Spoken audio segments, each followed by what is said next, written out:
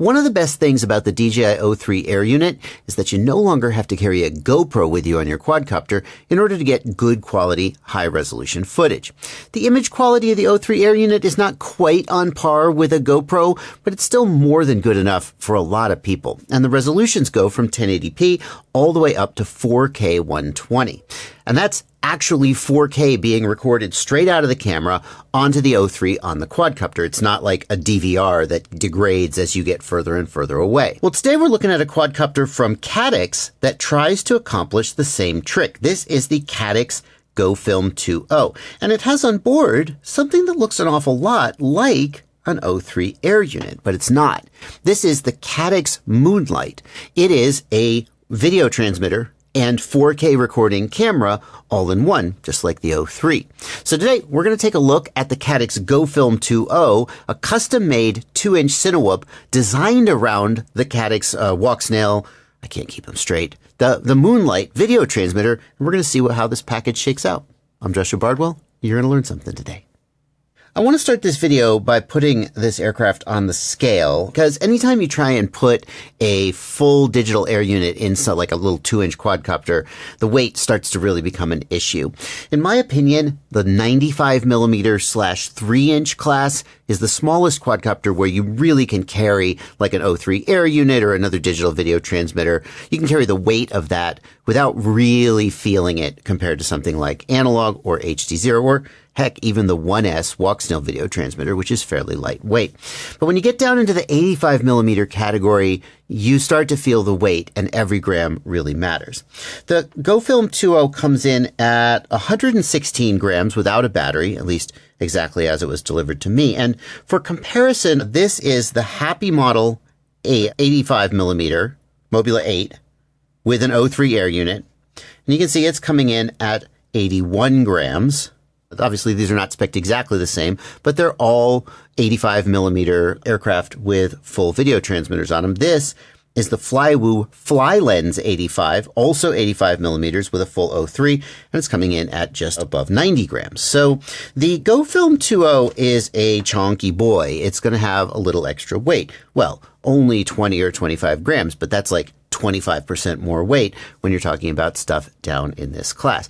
And that's certainly going to affect how it flies, although we should keep in mind that this is not designed as like a acro superstar where speed, acceleration, and maneuverability are going to be the priorities. This is designed more for cinematic shots. But let's put that weight in perspective. The GepRC Cinelog 2.0 with DJI O3 Air unit, which is just a perfectly normal 2-inch Cinewhoop that's been on sale for years, it comes in at 140 grams. 20 grams more than the Gofilm20, and it's designed to carry an action camera, like a naked GoPro, that would weigh another 20 grams. So compared to other Cinewhoops in this size class, the Gofilm20 is actually not that heavy. It may just be that these guys, which I just happen to have on the bench to compare to, are exceptionally light. They probably deserve a review of their own, but that's a topic for another day. The motors are 1303 in size and 6000 kV, and they are paired with this 650 milliamp hour 4S battery. This 1303 size motor is pretty typical for 2-inch Cinewhoops these days. Cinewhoops are always carrying more weight than just like a pure freestyle or racing drone of the same size class, and that means their motors tend to run hot. That has driven Cinewhoop motors away from sort of taller, narrower motors, which are more responsive, but also have less ability to shed heat. The wider, flatter shape of this 1303 motor means that there's more of the motor exposed to airflow and the motor can stay cooler, and that helps everything work better when the motor's a little bit overloaded, as these potentially are. Well, you can't get great footage if your camera lens is all screwed up, and Caddx has made every effort to protect the camera lens on the Gofilm20. We've got these plastic shrouds here. The camera is actually attached to this top shroud, and the shroud is floating, presumably for vibration isolation. The lower chin, on the other hand, is molded into the frame and is rigid, so that if you crash in chin first, as you often do, it will take the hit and hopefully protect the camera. And that has a reinforcing bar that actually goes all the way back up here. This is a really stout front of the quadcopter. Should hold up to some impact if the plastic is good quality. The original Cinewhoops had ducts, which increased the efficiency of the props, but you can see that modern Cinewhoops have really moved away from this and are simply using a thin protective shroud. I'm not actually mad about this because in order to get those efficiency increases from the ducts, you actually had to have the duct very, very close to the tip of the prop, and most of the time they weren't. And the duct was basically just extra weight for no real advantage. There's some argument as to how effective these prop guards really are at keeping the props off of, say, a person or an object that you crash into and preventing injury or damage.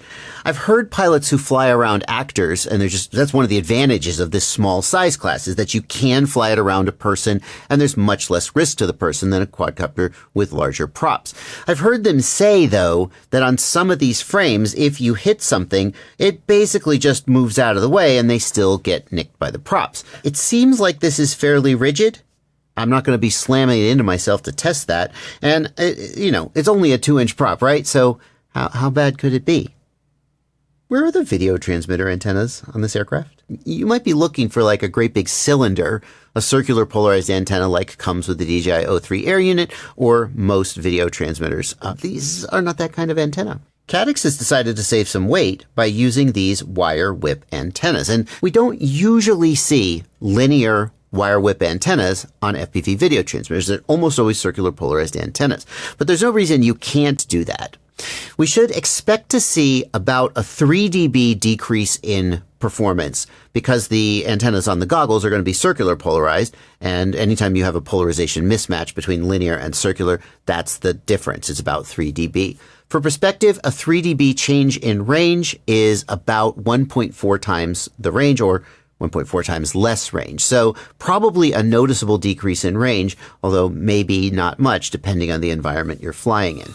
The first thing I want to do is just see how it flies. Like, I'm not going to acro the shit out of it, but, a 2-inch, you can oftentimes get little tuning issues. You can get vibrations and shakes. It can feel underpowered. I just want to see if I can smoothly fly this like a cine drone you would expect to do. And I think the answer is yes. In my goggles, at least, it looks very smooth. There's no stabilization on this. This is just raw footage. Let's see how it handles a dive. No, like, prop wash oscillation, big shaking or yaw washout or any of that nonsense. Let's do another one. Like, this is not an acro drone, but it does need to be able to do dynamic. There, we found a limit there. A little shaking there on that dive. Prop wash oscillation, that's called. We found a limit. It does need to be able to do, like, aggressive cinema shots. If I'm a little easy on the throttle, I can avoid bringing out the prop wash oscillation, though. I can't resist. Oh boy, oh boy, oh boy, oh boy, oh boy, oh boy, oh boy, oh no, no, no, no, no, no, no, oh. Piece of cake. No harm done. The problem was the video was breaking up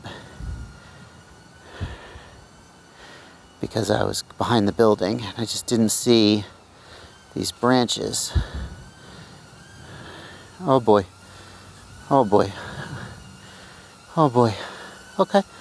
No, got it. It can be really hard to, even though the system has good resolution, it can be really hard in a very cluttered environment like this to pick out the details and see where you're going. The way the image compression works, it can be really hard to make out little tiny details in a very cluttered environment. I'm really happy with how it flies, though. Like, I'm not really feeling the weight. The weight feels fine. It feels very controllable.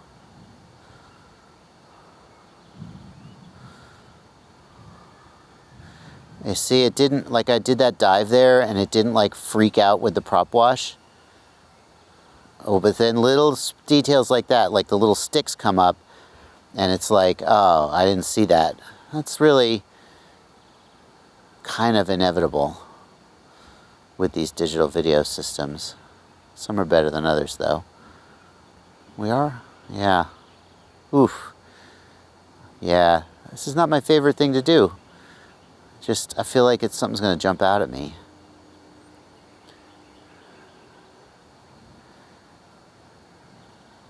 Where are the goats? Goats are hiding. They don't want anything to do with me. Where are the goats? Oh boy. Well, what about some indoor flying? You get to see my definitely not cleaned up for the video house.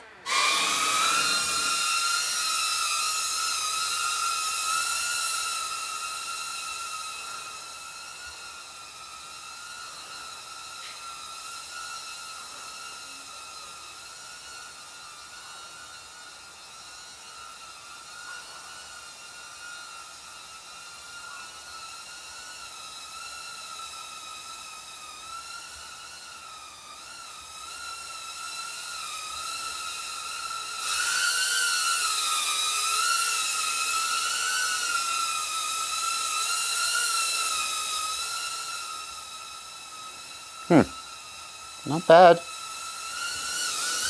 Oh, dare I? Whoa, come on, settle.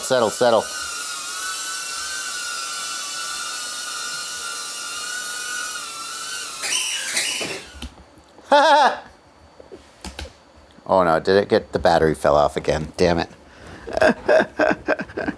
I hope you're really enjoying the content that you're seeing right here, that you find it educational, helpful, maybe even entertaining. If you are all of those things, could I take a second to remind you that I have a Patreon? Patreon is a website where you can subscribe to me for as little as $2 a month. My minimum tier is $2 a month. It's been $2 a month for like 3 years. So essentially it's the same as if it was $1 a month because everything's gotten more expensive, but not my Patreon. $2 a month is the minimum tier. If you think that the content you watch on my channel is worth that, there's a link in the video description below, patreon.com, and I would love to have you as a subscriber. If you don't think it's worth that and you just want to get on with the effing video, well, you've probably already right arrowed a few times to find out when I stop doing this plug. Haha, I'm still doing it. Press right arrow a few more times. No, seriously. Keep watching the content. I don't care. Maybe one day you'll decide you want to join up. When that day comes, the link is there. And if today's not that day, whatever, you already right arrowed past this. You're watching the video. That footage looked pretty freaking good, but while I was watching it back in the replay, I did notice some little jitters and shakes that I didn't see in the goggles while I was flying. That's pretty normal. Let's turn on the built-in image stabilization in the Caddx Moonlight and see how well it deals with that situation. And in order to do that, I'm going to have to change the resolution to 2.7K, so you can only enable the image stabilization at 2.7K resolution, not 4K, and for some reason not 1080p. But okay, whatever. And the first thing you might notice is that the field of view on the camera has gotten a little bit narrower. That's normal when you enable image stabilization. That's how image stabilization works. It crops in on the camera and then it moves that crop around to stabilize the image. But the difference between the Moonlight and something like the DJI-03 is the DJI-03 has an ultra wide angle camera lens, so that then when it crops in to do image stabilization, the field of view is like still pretty normally wide. Whereas the Moonlight has a relatively normal field of view on its camera lens, so that by the time you crop in, it gets, well, in the past I've said I thought it was a little bit narrower than I would have preferred. I don't know, let's fly it, and you can decide for yourself. And the first thing I'm gonna do is, I'm just gonna try and fly smoothly, and we can see whether the image stabilization just gets rid of those little jitters and wiggles that are kind of impossible to completely get rid of with a small quadcopter this size. And then we'll do some more aggressive moves and see how the image stabilization deals with it. But yeah. Oh boy. Didn't see that coming. Well, that should be a good test of the image stabilization. What do we got? What's rubbing? Oh, a prop got messed up. Finally. I originally thought I had killed one of the motors on this quad and was going to say, well, that gives you an idea about the durability, and then show you a little montage of the crashes it had been through so you have a sense of how long it lasted before it died. But it turns out I was wrong. The motor is actually fine. What happened was that the frame had bent a little bit and the motor was scrubbing, And with just a little bit of sort of wiggling and jiggling, I was kind of able to get the frame back into place. And, well, see for yourself. Good as new. I'm still going to show you the crash reel because I know you guys love crash reels. But I got to say, I'm actually reasonably impressed with the durability of this little guy. Here's that crash reel for you. Boy, oh, no. Oh, dang. So far. Oh, God, I lost video because I went behind the You're a better pilot than me for that one. Ooh. Okay. Doesn't like hitting the wall. Oh. Swing wide. Ooh. Ha.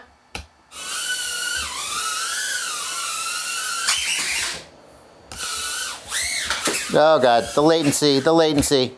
It seems like this thing is actually pretty damn durable. The carbon fiber has held up to everything I've given it. The camera protector has done a pretty reasonable job of protecting the camera. The worst that has happened is that the camera's gotten bonked and the up tilt angle has changed in a crash. Just flew it home and fixed it. And the prop guards look like they have the right balance of sort of stiffness and give so that when you crash, they don't crack. Sometimes they bend and you got to kind of wiggle them back into shape to keep the props from striking them. But overall, I'm actually pretty pleased with its durability. Oh, but hang on. We haven't finished talking about stabilization yet. If you liked what you saw in that admittedly relatively short video where there was stabilization, more power to you. That's the built-in stabilization from the Gofilm20. If you also didn't like the built-in image stabilization, you should know that the Walksnail Moonlight records data that is used by the Gyroflow app. Gyroflow is a free open source video stabilization app, and it needs gyro data from the camera in order to work correctly, and the Walksnail Moonlight outputs that data. So you can take the files right off the SD card, import them into Gyroflow, and then the advantage of that is that you have complete control over the stabilization process, so you can make it work exactly like you expect for it to work. The last thing I'm going to do in this video is I'm going to show you a comparison flight from this. This is the Flywoo FlyLens 85. It is another 2-inch 85mm quadcopter with a DJI O3 air unit in it. And this is not really intended to be a head-to-head comparison of the Moonlight versus the O3. I'm going to do a separate review of the FlyLens 85, and it'll come out on my channel whenever I finish it, probably soon after this one, but no promises on the exact date. But I do think it's worthwhile to at least give you an idea of what you might be missing out on if you're not sure which of these two things you want. So I'm going to put that at the very end of the video, right after I do this conclusion. And the conclusion is that if you're looking for a Walksnail compatible Cinewhoop, then the Caddx Gofilm20 might just be the best choice out there. And it's a little bit easy for me to say that. I usually try to avoid saying this is the best unless I really truly believe it. But frankly, there aren't very many bind and flies out there with Walksnail in them. And there aren't very many in this class with the Moonlight in it for sure. Although I actually think Flywoo might make one. I have to look into that. Assuming that this is one of the few out there, it does seem like it is a particularly good option. The flight time, I was really impressed with the flight time. I was getting 5 to 7 minutes of flight time off this little battery. Although this is a heavier quadcopter, and you would think that might cause it to be a little bit struggling with its flight time. No, it did good, did fine. It was reasonably smooth. It had okay acrobatic performance. It's gonna top out. If you need to go past a certain speed, and I don't know exactly what that speed is, but there's a certain top speed where this thing just, I don't think you're gonna use this to chase cars. They're gonna leave you behind. Maybe drift cars. They don't go that fast. But as long as you are within the acrobatic capabilities of this drone, and certainly for something like indoor fly-throughs, a little 2-inch like this is great for indoor fly-throughs. You might think a 3-inch or 3.5 inch is better because just like, I don't know, bigger is better.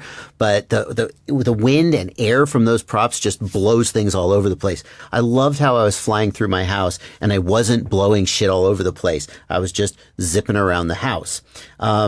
Yeah, the Caddx Gofilm20 seems like a pretty good choice. The big question, though, is if you're not already invested in the Walksnail system, if you're starting from scratch and you're deciding, is Walksnail going to be what I want, or am I going to go with like the DJI system and the O3? For that, you're going to want a more side-to-side comparison. And I'll start you off in that comparison with this flight from the DJI O3 Air unit on the FlyLens 2.0. I'll see you in the next one.